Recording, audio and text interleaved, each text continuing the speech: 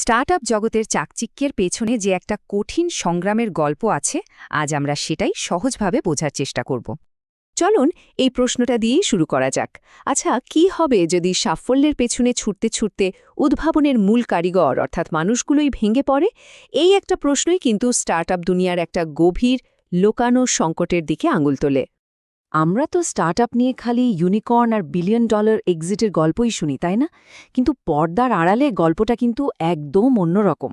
বাইরে থেকে যেটাকে দারুণ ইনোভেশন বা হাসল কালচার মনে হয়, ভেতর থেকে দেখলে ওটা আসলে অসহনীয় টেনশন আর রাতের পর রাত না ঘুমানোর একটা নীরব যুদ্ধ। আচ্ছা, তাহলে চলুন আমাদের প্রথম অংশে যাই। এই যে দিন রাত এক করে কাজ করার একটা ধারণা, যেটাকে প্রায়ই সাফল্যের প্রতীক হিসেবে দেখানো হয়, এর পেছনের আসল সত্যিটা কি সেটাই এখন দেখব। স্টার্টআপ কালচারে একটা ব্যাপার খুব কমন, তাই না? মানে দিনরাত কাজ করা, ঘুম বাদ দেওয়া, এগুলোকে সাফল্যের জন্য খুব জরুরি বলে মনে করা হয়। ব্যাপারটা যেন একটা ব্যাজ অফ অনার। কিন্তু এই সম্মানের মেডেলটা জিততে গিয়ে যে মানসিক স্বাস্থ্যের কী পরিমাণ ক্ষতি হয়, সেই কথাটা কেউ বলে না। ওটা চাপা পড়ে যায়। তো এই যে একটা মিথ বা বিভ্রম তৈরি হয়েছে, এটা কিভাবে একজন ফাউন্ডারের উপর একটা পাহাড় সমান চাপ তৈরি করে, চলুন সেটাই দেখি। চাপটা কিন্তু শুধু একদিক থেকে আসে না।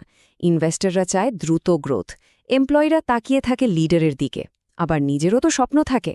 সব মিলিয়ে এমন একটা অল অর নাথিং পরিস্থিতি তৈরি হয় যে ফাউন্ডাররা মনে করে তাদের দুর্বল হওয়ার কোনো সুযোগই নেই।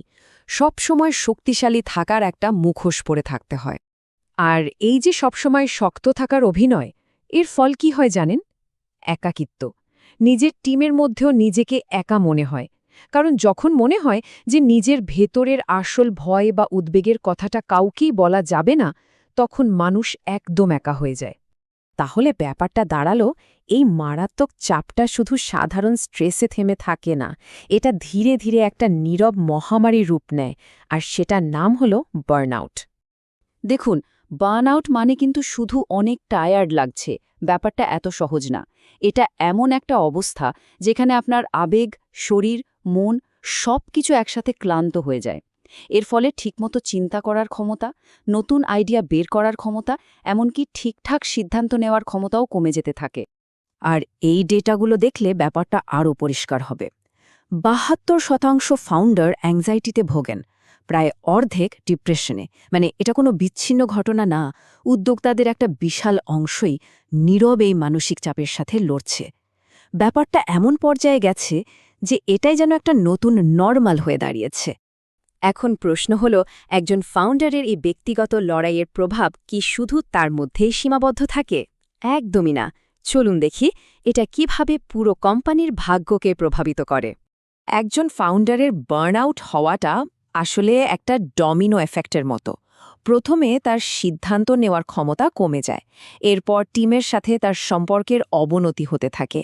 আস্তে আস্তে কোম্পানির নতুন কিছু করার বা নতুন চ্যালেঞ্জ নেওয়ার ক্ষমতাও কমে যায়, আর শেষ পর্যন্ত পুরো কোম্পানিটাই হয়তো মুখ থুবড়ে পড়ে। সুতরাং মূল কথাটা খুব সহজ। একজন ফাউন্ডারের মানসিক স্বাস্থ্য আর তার কোম্পানির সাফল্য, এই দুটো জিনিস আলাদা করে দেখার কোনো সুযোগই নেই। একটা আরেকটার সাথে ওতপ্রোতভাবে জড়িত। ফাউন্ডার ভালো না থাকলে কোম্পানিও লম্বা রেসে টিকতে পারবে না। তাহলে এতক্ষণ তো আমরা সমস্যাগুলো নিয়ে কথা বললাম। এখন প্রশ্ন হলো, এর সমাধান কি? কোনো উপায় কি আছে? অবশ্যই আছে। চলুন এবার আমরা টেকসই সাফল্যের জন্য একটা নতুন এবং স্বাস্থ্যকর পথের দিকে নজর দিই। এর থেকে বের হওয়ার জন্য কিন্তু বেশ কিছু কার্যকর উপায় আছে। যেমন ধরুন, কাজ আর ব্যক্তিগত জীবনের মধ্যে একটা স্পষ্ট সীমারেখা টানা, মানসিক স্বাস্থ্যের জন্য থেরাপিস্ট বা কোচের সাহায্য নেওয়াটাকে স্বাভাবিকভাবে দেখা, আর অবশ্যই ঘুম, খাওয়া দাওয়া আর শরীরচর্চাকে গুরুত্ব দেওয়া। মনে রাখতে হবে, এগুলো কিন্তু কোনো বিলাসিতা না, এটা নিজের জন্য এবং নিজের কোম্পানির ভবিষ্যতের জন্য সবচেয়ে জরুরি একটা বিনিয়োগ। আসলে সবচেয়ে বড় যে পরিবর্তনটা দরকার, সেটা হলো আমাদের মানসিকতায়। মানসিক স্বাস্থ্যের যত্ন নেওয়াকে দুর্বলতা হিসেবে দেখলে চলবে না, এটাকে বরং বিজনেসের একটা মূল স্ট্র্যাটেজি হিসেবে দেখতে হবে। কারণ সোজা কথা হলো, একজন সুস্থ নেতাই একটা সুস্থ আর সফল কোম্পানি তৈরি করতে পারেন। শেষ করার আগে চলুন একটা প্রশ্ন নিয়ে ভাবা যাক। আচ্ছা, পরবর্তী সেরা উদ্ভাবনটা কি কোনো নতুন প্রোডাক্ট বা টেকনোলজি হবে, নাকি কোনো কিছু তৈরি করার একটা স্বাস্থ্যকর এবং মানবিক পদ্ধতি হবে? হতে পারে আসল বিপ্লবটা আমাদের কি তৈরি করছি সেখানে নয়, বরং কিভাবে তৈরি করছি সেখানেই লুকিয়ে আছে।